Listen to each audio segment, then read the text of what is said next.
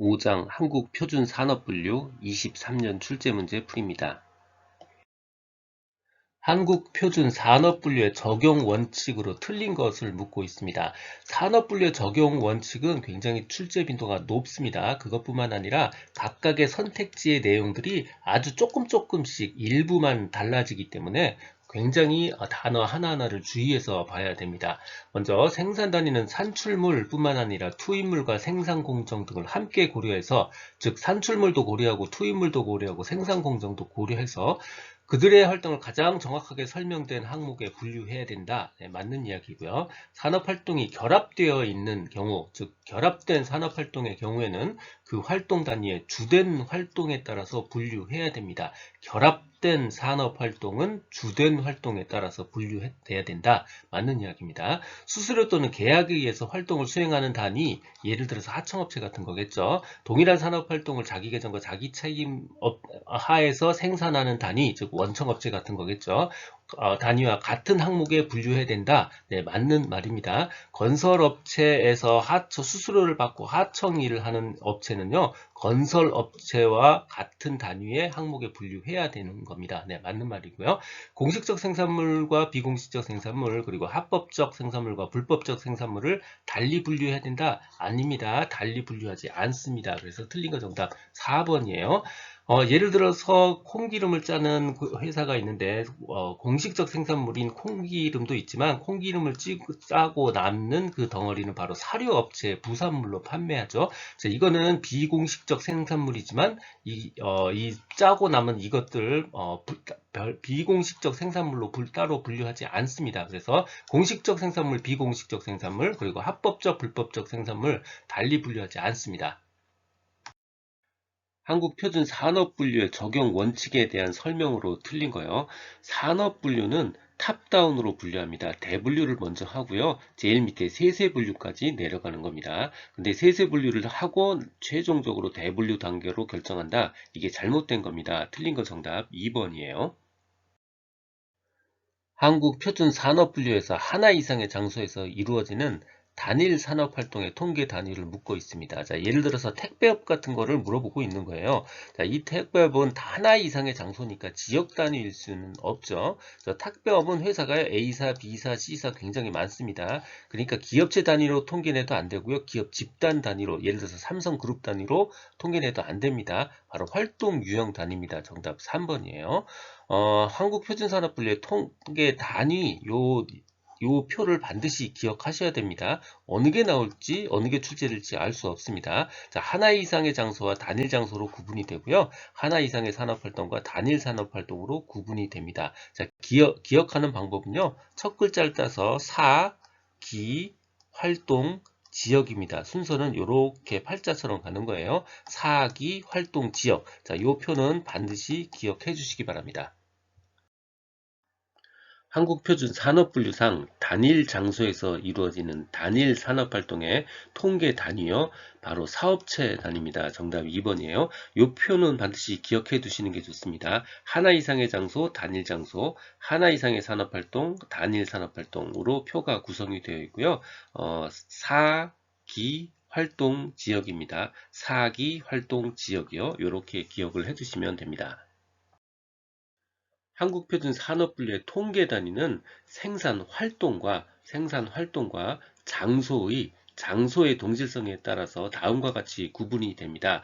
사기 활동 지역이죠. 사기 활동 지역입니다. 바로 여기 활동이죠. 활동 유형 단위입니다. 정답 4번입니다. 한국표준산업분류의 산업 결정 방법에 관한 설명 중 틀린 거예요. 여기 있는 선택지 4가지는요, 모두 다양한 형태로 변형이 돼서 자주 출제되는 질문입니다. 그러니까 포인트를 잘 기억해 두는 게 좋습니다. 먼저 생산 단위의 산업활동은 그 생산 단위가 수행하는 주된 산업활동의 종류에 따라서 결정이 됩니다. 두 번째, 계절에 따라서 정기적으로 산업을 달리하는 경우 이건 사업체의 조사 시점에서 경영하는 산업에 의해서 결정되는 게 아니고요. 바로 산출액이 많았던 활동에 의해서 분류가 되는 겁니다. 이 부분 주의를 해주시고요. 휴업 중 또는 청산 중인 사업체의 경우는 휴업 중인 경우는 영업 중이었을 때, 청산 중인 사업 사업체인 경우는 청산을 시작하기 이전에 산업활동에 의해서 결정이 되고요. 단일 사업의 보조 단위는 그 사업체의 일개 부서로 포함합니다. 틀린 거 정답 2번입니다. 한국표준 산업분류의 산업 결정 방법에 관한 설명으로 틀린 거요. 선택지 4개 모두 다 주목해 두시는 게 좋습니다. 생산 단위가 수행하는 주된 산업 활동에 의해서 결정이 되고요.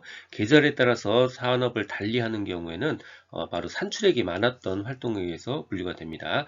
단일 사업의 보조 단위는 그 사업체의 일개 부서로 포함이 되는 겁니다. 별도로의 사업체로 처리하지 않습니다. 그래서 틀린 거 정답 3번이고요. 휴업 중 또는 자산을 청산 중인 그런 사업체는 휴업 중인 사업은 영업 중일 때, 청산 중인 사업은 청산을 시작하기 이전의 활동에 의해서 결정을 하고요. 설립 중인 사업체는 바로 개시하는 사업 활동에 따라서 결정합니다.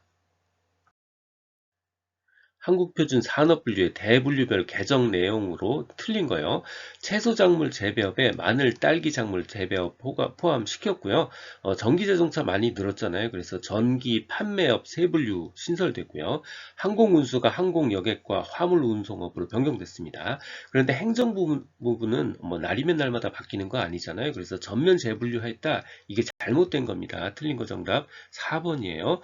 통신행정이 우편 및 통신행정으로 변경되었을 뿐이고 나머지는 다 그대로 기존 분류를 유지하고 있습니다. 한국표준 산업분류의 주요 개정 내용으로 틀린 거요.